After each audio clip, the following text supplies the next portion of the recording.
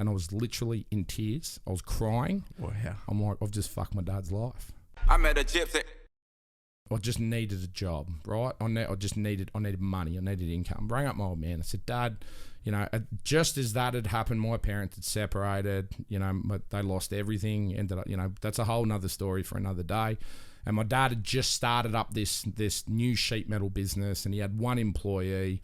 He had all this old janky shit equipment, knuckle stop presses and this old plasma cutter, and it was just, man, it was like bad. You know, He's gonna hate me for saying that. And I rang up Dad, and I'm like, Dad, I need a job, right? Just give me a job. I need to come there until I figure out what I'm going to do. I'm like 18 at this time. My brother's off in the United States. You know, he's living in California. He got poached by Subaru. He's building drag cars over there. He's living just out of Hollywood. He's living the life. I'm the next kid coming up. I'm 125 kilo, fat, just not in a good place. You know what I mean? And I went and got this job with Dad, and, you know, a couple of months after I started with him, Dad's like, look, there's a trade show on down in Sydney. Do you want to come down to Sydney to this trade show with me and have a look at these machines? It was a machinery expo. Yeah. It's called Oztech. I'm like, day out of the office? Fuck yeah, I'll go. Yeah. If I don't have to be here for the day, I'll come with you, Dad. Went down, I had to wear a suit. So I don't even know where I got the suit from. Anyway, we've flown down there, we've walked in the door, and there's all this CNC equipment, $1 million machines, $2 million machines, fully automated, guys throwing CAD models around, sheet metal in CAD. And I will never, ever forget. I'll never forget walking into that show. I'll never forget that for as long as I live. I've walked into the show, and it was no shit. It was like something out of Looney Tunes, dude.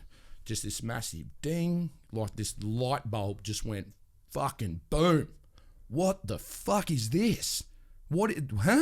This is how you can manufacture stuff with equipment. And I just fell in love with the equipment. Yeah. Didn't know what for or what to do with it. I've just fallen in love with this equipment. And anyway, we're down there for 2 days, and on the plane on the way home, I've got all the brochures for all this, you know, and there was this Trump laser machine, which is the Mercedes-Benz of lasers, $1.5 million. Dad, keep in mind my old man's running equipment that's worth 5 or 10 grand, right? Yeah, right. And I'm sitting on the plane with Dad, and I'm like, Dad, we need one. We've got to get one. And Dad goes, what for? I'm like, I don't know what for, but we need one. And my old man, this was his words to me. He goes, if you work hard over the next 12 months and you aim to get one of those machines, we will come down here next year and we'll buy one. Fuck, and sick. Keep in mind, my old man is just coming out of recovery of a pretty gnarly divorce. Yeah. Didn't have 2 cents to rub together. Was driving my brother's car. You know what I mean? For him to make that statement for me, and this is the entrepreneur side of my old man. And that's shit. That was just like a click. You know, back to the conversation we just had. That is what my dad is like, you know. 12 months later, we flew down, then we wrote a check for $1.5 million and we bought a machine. Wow. And it was just like, we got the machine installed, turned the machine on, you know, like a couple of months later, machine got installed, we turned the thing on, and it was like, right, what do we do with it? I don't know what, we had no work for it. We had no use for it. We had this piece of equipment that the lease was like 20 grand a month. Wow. Yeah, I don't know how we swindled it. I still don't know how we got the money from the bank. We sold a pretty good story, and that night I was playing around with that machine, and I ended up, the guy that we bought it from, who was back in Melbourne at that time, after he commissioned it, they hand over the machine, they say, right, that's yours, we're going. They've jumped on the plane, they've left, and I've gone home.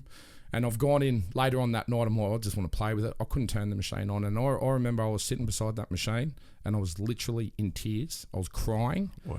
I'm like, I've just fucked my dad's life. I don't know how to run this thing. I don't know how to use it. I don't know where we're going to get the work from for it. Come in the next morning, shirt and tie on, in the ute, just start knocking on doors, dude. We got this laser machine. And back then, people were like, well, yeah, you know. We ended up finding the work for it, and then we ended up, you know, me and my old man built this business. Then my brothers come on board, my sister come on board, and they've turned it into, and that business is still operating, still running. So that's the one that's up in... No, that's the family business. So I left that about 12 years ago. Yeah. And went out and did my own thing when I had my kids. Yeah.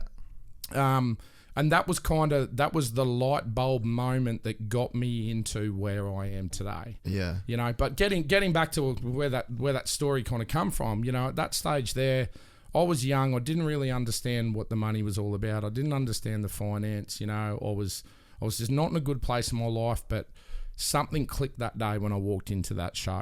And I don't know whether it's in the blood, you know, it's just part of, you know, me coming into that manufacturing, that finally after 18 years, I kind of understood what my dad did, and I saw the path that I had to take. You know what I mean? I just knew that that was me. That's what I had to do. And that was the start of everything that landed us to Patriot Campers today. But we have so many stories like that along the way. There's so many stories that are like that along the way that, you know, it's, and the change in me from, you know, I really think from that day forward was really what's turned me into, you know, kind of who I am today. If you enjoyed this content, please like and subscribe. And to listen to the full 3-hour podcast, search Gypsy Tales in your favorite podcast platform or click the link in the description below. Gypsy Gang.